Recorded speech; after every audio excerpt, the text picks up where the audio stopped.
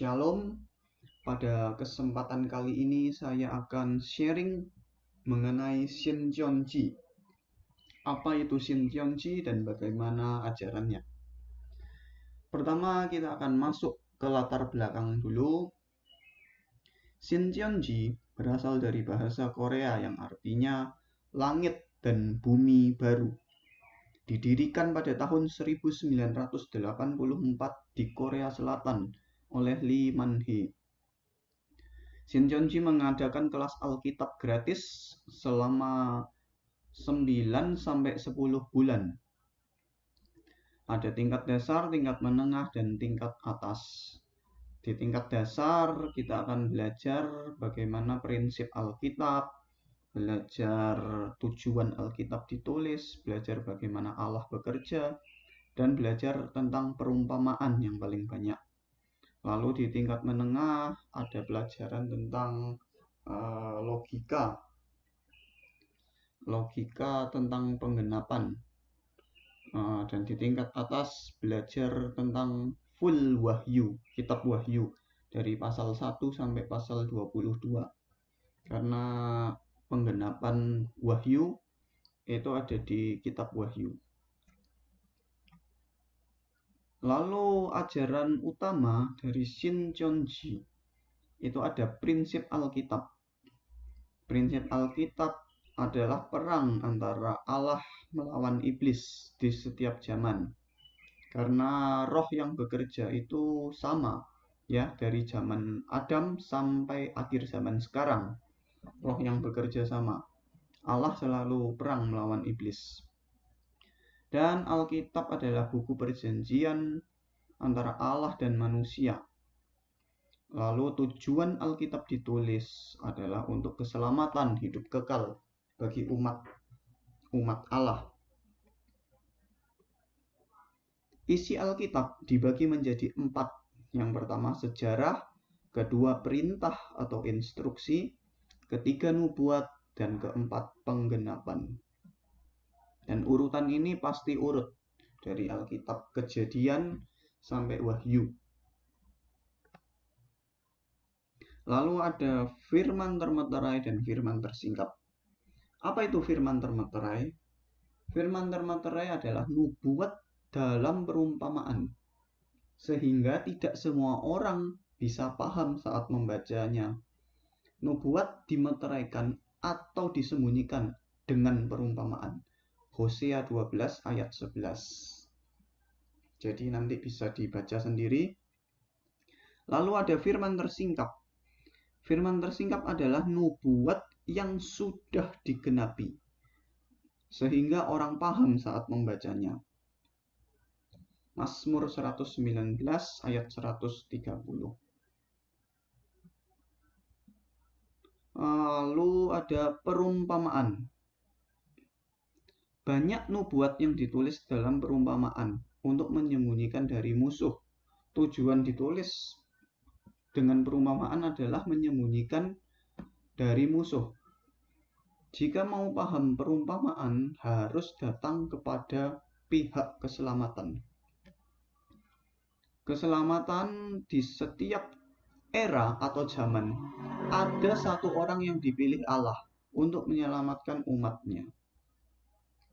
Contoh, pada zaman perjanjian lama, Allah memilih Musa sebagai pihak keselamatan. Maka, orang yang mau diselamatkan harus datang kepada Musa. Lalu di perjanjian baru, Allah memilih Yesus untuk menjadi pihak keselamatan. Jadi, kalau ada orang mau diselamatkan, harus datang kepada Yesus dan 12 murid. Lalu di akhir zaman ada gembala yang dijanjikan. Jadi orang yang mau diselamatkan, mau hidup kekal, harus datang kepada pihak keselamatan di akhir zaman untuk mendapatkan kesaksian dari nubuat penggenapan wahyu. Allah memilih satu orang, selalu memilih satu orang untuk menjadi pihak keselamatan. Dan orang yang dipilih ini pasti paham nubuat, penggenapannya paham.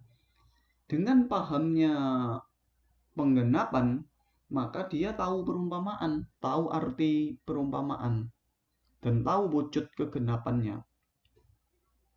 Lalu satu orang yang dipilih Allah ini mendirikan kerajaan surga di dunia fisik dengan struktur yang sama seperti surga di dunia roh. Ibrani 8 ayat 5. Ini ada setiap era, ada yang dipilih, dan pasti ada nubuat dan kegenapan. Ini setiap era ya, berdasarkan urutan waktu. Waktu perjanjian lama itu termeterai. Termeterai itu artinya yang dengan perumpamaan tidak semua orang bisa membaca, mengerti. Nubuat di perjanjian lama itu adalah menulis tentang Yesus. Nubuat di perjanjian lama itu ditulis dengan perumpamaan. Jadi nubuat kedatangan Yesus yang pertama itu ada banyak ya. Tapi banyak yang ditulis dengan perumpamaan. Contohnya domba. Waktu itu orang benar-benar menantikan domba. Orang Yahudi yang tidak mengerti nubuat menantikan domba. Padahal yang dimaksud anak domba itu Yesus. Harus kegenapannya muncul dulu. Lalu KP itu kedatangan pertama Yesus. KP. Penggenapan itu adalah kelahiran Yesus. Kelahiran Yesus pada perjanjian baru. Yesus menggenapi perjanjian lama. Yohanes 14 ayat 29. Semuanya harus terjadi dulu supaya tahu, supaya paham nubuatnya tadi. Kalau belum terjadi, maka tidak bisa paham perumpamaan nubuat. Lalu perjanjian baru itu Yesus bernubuat lagi ya, untuk akhir zaman, untuk kedatangan kedua. KK itu kedatangan kedua. Di dalam perjanjian baru ada nubuat tentang kedatangan kedua. Contohnya di dalam Matius 24. Itu banyak perumpamaan yang ditulis. Lalu di kitab Wahyu itu banyak perumpamaan yang ditulis. Apakah orang ketika membaca kitab Wahyu paham semuanya? Di kitab Wahyu banyak perempuan. Contohnya matahari menjadi gelap. Lalu ada perempuan. Apa itu artinya? Kalau belum digenapi, maka tidak bisa paham artinya. Harus digenapi dulu, wujud kegenapannya harus muncul, baru bisa paham perumpamaan. Lalu penggenapannya ada di kedatangan kedua nanti, menjelang kedatangan kedua. Lalu berdasarkan urutan nubuat digenapi, itu ada murtad, binasa, keselamatan. Jadi harus ada murtad dulu, kedua binasa, ketiga keselamatan datang. 2 Tesalonika 2 ayat 3. Janganlah kamu memberi dirimu disesatkan orang dengan cara yang bagaimanapun juga. Sebab sebelum hari itu haruslah datang dahulu murtad, dan haruslah dinyatakan dahulu manusia durhaka yang harus binasa. Hari itu maksudnya hari Tuhan keselamatannya datang.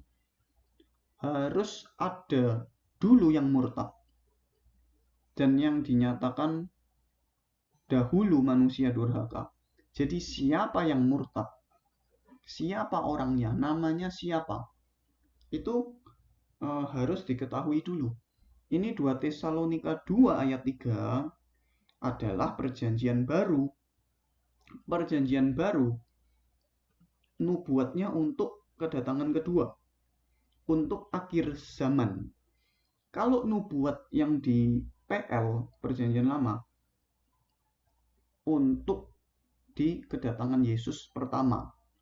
Kalau nubuat di perjanjian baru untuk kedatangan yang kedua. Jadi 2 Tesalonika 2 ayat 3 ini adalah nubuat untuk kedatangan kedua Yesus atau untuk akhir zaman.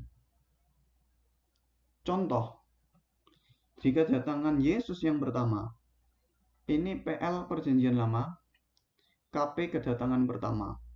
Jadi nubuat yang di perjanjian lama itu namanya firman termeteraya, nubuat PL. Lalu firman tersingkap itu penggenapannya Yesus. Tadi ada murtad, binasa, keselamatan. Nah, yang di sini pembinasanya ini pada zaman kedatangan Yesus pertama ya. KP, kedatangan pertama Yesus. Ini pembinasanya adalah ahli Taurat dan orang Farisi. Lalu dia membinasakan pemurtad. Yang murtad ini adalah Yohanes Pembaptis. Kenapa bisa Yohanes Pembaptis? Nanti saya akan buatkan video khusus untuk ini. Lalu pihak keselamatannya adalah Yesus. Jadi Yesus adalah pihak keselamatan yang menyaksikan peristiwa murtad dan peristiwa pembinasa. Kalau orang Yahudi pada zaman itu mau diselamatkan, mau dapat keselamatan, maka orang-orang harus datang kepada Yesus dan 12 murid.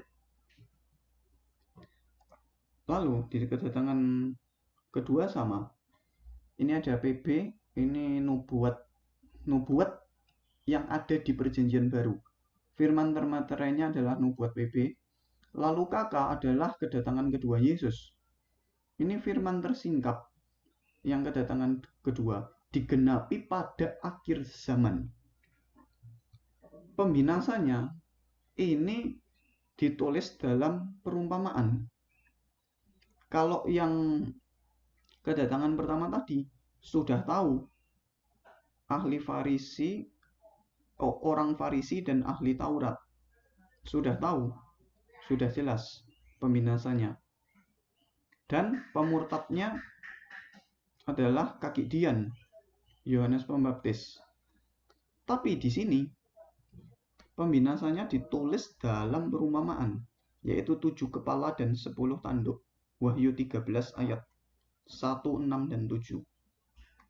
Ini harus tahu siapa 7 kepala 10 tanduk pembinasanya. Namanya siapa, orangnya siapa, di mana dan kapan. Lalu pemurtad. Pemurtadnya sama, kaki Dian. Wahyu 1 ayat 20 itu ditulis juga dalam perumpamaan. 7 bintang. 7 bintang ini harus tahu kegenapannya. Siapa 7 bintang ini? Namanya siapa? Kapan terjadinya? Dan di mana? Baru kita tahu penggenapannya. Lalu, pihak keselamatan. Ini ada dia yang menang. Wahyu 3 ayat 12. Atau gembala yang dijanjikan. Kita juga harus tahu pihak keselamatannya ini siapa namanya, di mana orangnya, dan kapan munculnya, tahun berapa. Begini logikanya. Ada murtad, binasa, keselamatan di setiap zaman atau era. Ini zaman kedatangan Yesus yang kedua. Nubuatnya ada di 2 Tesalonika 2 ayat 1-3 tadi. Karena roh sama yang bekerja. Dari kedatangan pertama maupun kedatangan kedua. Roh setan yang bekerja sama. Maka cara Allah bekerja juga sama. Yaitu memilih satu orang sebagai pihak penyelamat atau pihak keselamatan. Ini ada di Wahyu 1 ayat 20 dan pemurtadnya ini 7 bintang dan 7 kaki Dian. Ini rahasianya harus disingkapkan. Siapa ini 7 bintang atau 7 kaki Dian emas? Wahyu 1 ayat 20. Lalu rahasia pembinasa itu ada perempuan binatang 10 tanduk 7 kepala. Wahyu 12. kita harus tahu siapa perempuan dan binatang 10 tanduk 7 kepala. Namanya siapa, orangnya di mana, dan kapan munculnya. Karena tidak mungkin kan ini binatang 10 tanduk sungguhan atau binatang yang ada 7 kepalanya sungguhan. Tidak mungkin kan, karena ini semua perumpamaan. Kitab Wahyu ditulis dalam perumpamaan. Lalu pihak penyelamat, rahasianya kita juga harus tahu siapa yang menang, siapa yang menjadi pihak penyelamat di kedatangan Yesus yang kedua. Baik, ini adalah syarat keselamatan menurut Shin Cheonji. 1. Datang kepada pihak keselamatan. Dalam hal ini Gunung Sion. 2. Harus paham perumpamaan dan firman tersingkap. Firman tersingkap itu maksudnya tadi harus paham perumpamaan. Siapa 7 bintang, 7 kaki dian emas, siapa perempuan dan binatang 10 tanduk 7 kepala, dan siapa pihak yang penyelamat. Jadi kita harus paham siapa yang murtad, siapa yang binasa, dan siapa yang menjadi pihak keselamatan pada kedatangan Yesus yang kedua. Baru bisa diselamatkan menurut Shin Cheonji. Lalu yang ketiga, menaati PB, dituai, dimenteraikan menjadi 12 suku Shin Cheonji. Itu nanti di kelas yang 3 bulan pertama ada ujian, lalu 3 bulan di 3 bulan yang tingkat menengah ada ujian lagi, yang di tingkat atas ada ujian lagi, sampai 9 bulan itu ada ujian sekitar 3-6 kali, saya lupa, pokoknya di setiap tingkat itu ada ujiannya, bisa 1-2 kali ujiannya sampai 9 bulan. Lalu kalau sudah ujian itu bisa jadi anggota dan wisuda di Shin Cheonji, baru bisa dituai dan dimeteraikan menjadi 12 suku.